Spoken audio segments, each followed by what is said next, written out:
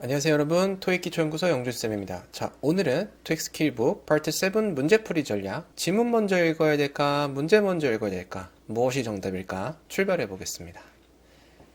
토익 파트 7은 많은 수험생분들이 가장 부담을 느끼는 파트 중에 하나입니다. 지문은 길고 문제는 세세하고 시간은 늘 부족하죠.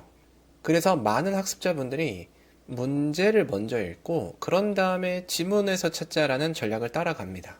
겉보기에는 뭔가 되게 효율적일 것 같지만 실제로는 지문과 문제를 계속 왔다 갔다 하게 되면서 오히려 시간을 낭비하게 되는 경우가 참 많아져요.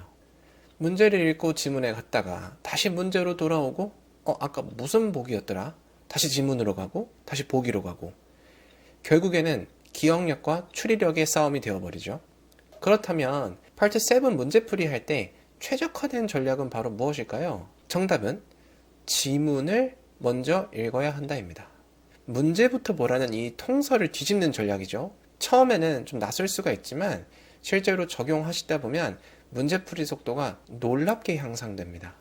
오늘은 지문부터 읽는 방식이 왜 더 효과적인지 그리고 어떻게 읽어야 되는지를 실제 예시와 함께 자세히 설명드리겠습니다.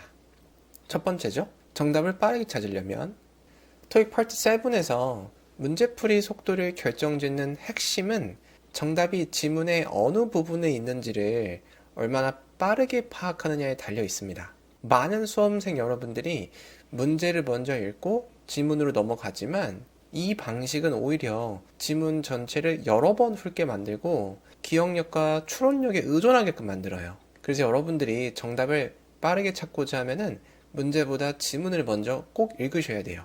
아시겠죠?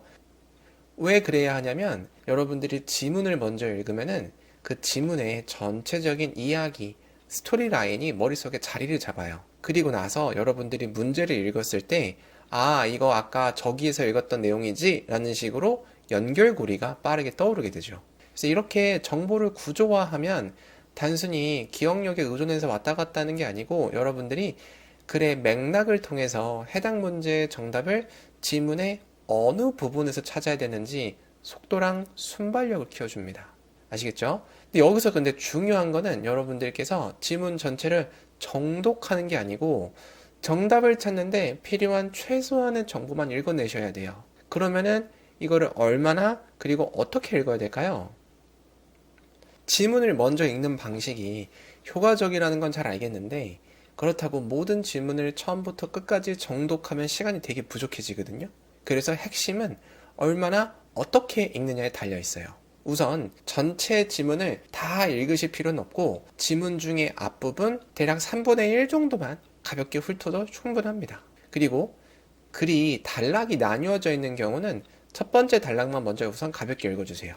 근데 만약에 첫 번째 단락이 너무 짧아서 내용이 파악하기 어렵다면 다음 단락의 앞부분까지 확장해서 읽습니다. 이렇게 초반부만 읽어도 지문의 주제, 그리고 상황, 그리고 주요 등장인물 등을 파악할 수가 있고요. 그 자체가 나머지 지문의 정보 구조를 유추하는 데 큰 도움이 돼요. 읽는 방법은요, 처음에는 두 가지를 기억해 주세요. 첫 번째, 정독은 금물입니다. 스토리의 흐름만 파악하겠다는 마음가짐으로 빠르게 흐름을 타듯이 부드럽게 읽으셔야 돼요. 그리고 두 번째는 핵심 정보는 표시하면서 읽으셔야 됩니다. 읽으면서 눈에 띄는 고유명사, 회사 이름, 어떤 제품명 혹은 사람 이름 이런 것들은 동그라미나 밑줄 등으로 표시하시면서 읽으셔야 되고 이렇게 하시면은 나중에 문제 풀 때 정답 단서를 빠르게 찾는 약간 나침반 같은 역할을 해줘요. 그래서 예시가 아래 사진 보면 이 티모시 강, 그죠? 사람 이름이고, 그죠? 바이스 프레젠트 부사장, 그리고 마케팅, 그죠? 이런 식으로 필요한 구간만 밑줄 혹은 동그라미 이렇게 쳐가면서 빠르게 읽어 내려오는 거죠. 그래서 핵심 정리를 해드리자면 우선 첫 단락만 가볍게 읽어보시고 그 다음에 두 번째는 정답 단서를 위해서 구조 파악을 하시고 정독은 절대 금지, 부드럽게 흐름을 타면서 읽어보기, 그리고 고유 명사들은 동그라미나 밑줄로 표시하면서 이 정보의 위치를 기억하기. 아시겠죠? 자, 그럼 이제 문제풀이 한번 적용을 해볼게요. 실전 문제에 이 전략을 어떻게 적용하는지 단계별로 함께 살펴보겠습니다. 여기 아래에 있는 지문을 가지고 할 건데 이 지문은 문제 3개, 단락 3개로 구성된 아티클 지문이에요. 그래서 이런 유형은 대부분 각 단락에 한 문제씩 배치되는 구조를 가지고 있어요. 보통 이렇게 첫 번째 단락에 첫 번째 문제, 두 번째 단락에 두 번째, 세 번째 단락에 세 번째 문제. 보통은 이런 패턴을 가지고 있습니다. 자, 스텝 1. 첫 번째 단락 읽기, 그리고 첫 번째 문제 풀기. 우선 첫 번째 단락을 빠르게 읽으면서 전체적인 상황과 흐름을 파악합니다. 읽으실 때 고유명사나 중요한 부분에 밑줄 동그라미를 치면서 빠르게 훑어 내려와 주세요. 이렇게 밑줄 동그라미 이런 식으로 치면서 내려오시면 되고, 읽기 예시는 한 인물이 출장 경험을 바탕으로 회사를 설립했고 지금은 여러 국가에서 지사를 운영 중이다. 지금 제가 읽어드린 것처럼 지문의 맥락이 디테일하진 않지만 대충 이런 식으로 흘러가는구나 라고 머릿속에 정리가 되었다면 바로 첫 번째 문제로 이동해 보세요. 쭉쭉쭉쭉 읽어보시고 문제를 한번 읽고 풀어보는 거죠. 여기서 문제가 풀리면은 다시 지문으로 올라가서 두 번째 단락을 읽으시면 되고, 만약에 정답이 안 골라지면은 대충 보기만 정리해 두시면 됩니다.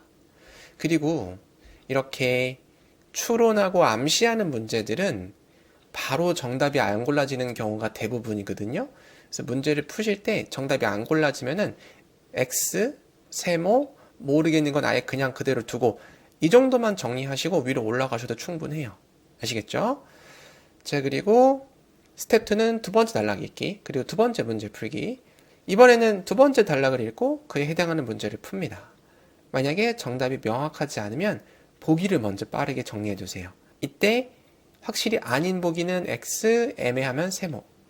아시겠죠? 좀 전에 말씀드렸다시피 두 번째 보기도 역시 애매하면은 세모 아니면 X. 모르겠으면 그냥 그대로 두시고. 아시겠죠? 스텝 1과 마찬가지로 문제가 풀리면은 나머지 단락으로 가면 되고, 안 풀리면 보기를 정리해 두시면 돼요. 오케이. 자, 마지막입니다. 스텝 3는 세 번째 단락을 읽고 마지막 문제 풀기. 이제 마지막 단락을 읽고 세 번째 문제를 풉니다. 여기서. 자, 이제 스텝 4. 못 푼 문제는 과감히 스킵. 만약에 이렇게 끝까지 읽었음에도 불구하고 아까 정리해놨던 문제가 답이 나오지 않거나 혹은 정답이 확신이 되지 않은 문제가 있으면 붙잡고 고민하지 마시고 과감히 넘어가시는 게 더 현명한 선택이에요. 정답을 찾는데 시간이 오래 걸리는 문제들은 다음 새로운 지문 문제풀이에 방해가 될 수 있으므로 체력을 아껴두는 전략이 필요하죠. 아시겠죠? 자, 핵심 정리해드리자면 첫 번째, 문제보다 지문을 먼저 읽기, 전체 흐름과 스토리라인을 파악해서 정답의 위치를 빠르게 예측할 수 있기 때문에. 그리고 두 번째는 지문을 단락별로 구간화해서 문제에 대응해보기. 그래서 문제수에 맞춰서 지문을 나눠 접근하면 정답이 포함될 가능성이 높은 위치에 집중할 수 있죠. 아시겠죠? 자, 마무리. 파트 7의 독해 문제는 기본적인 영어 실력이 뒷받침이 된다면 속도와 정확도 모두 안정적으로 유지할 수가 있어요. 하지만 아직 여러분들이 독해 속도에 어려움을 느끼는 경우라면 단순히 영어 실력만을 탓하기보다는 문제풀이 과정을 조금 전략적으로 최적화하는 것이 더욱 효과적이에요. 아시겠죠? 자, 마무리해드리겠습니다. 요즘에 혼자 토익 공부하는 분들 정말 많습니다. 독학도 좋지만 기초가 부족한 상태에서 잘못된 방법으로 매달리면 결국에는 400점, 500점대에서 멈추게 되거든요. 열심히는 하는데 점수가 그대로라면 지금은 강의를 더 들을 때가 아닙니다. 지금 여러분들에게 가장 필요한 건 내 상태에 대한 정확한 진단이거든요.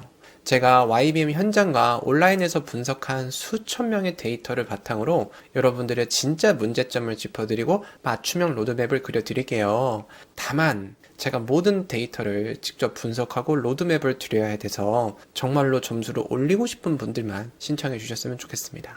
이게 아래 고정 댓글에 있는 진단선 딱 1분이면 되거든요. 그래서 이 짧은 투자가 여러분들의 토익 공부 방향을 통째로 바꿀 겁니다. 여러분들의 점수 반드시 바꿔드리겠습니다. 토익 기초연구소 영준쌤이었습니다.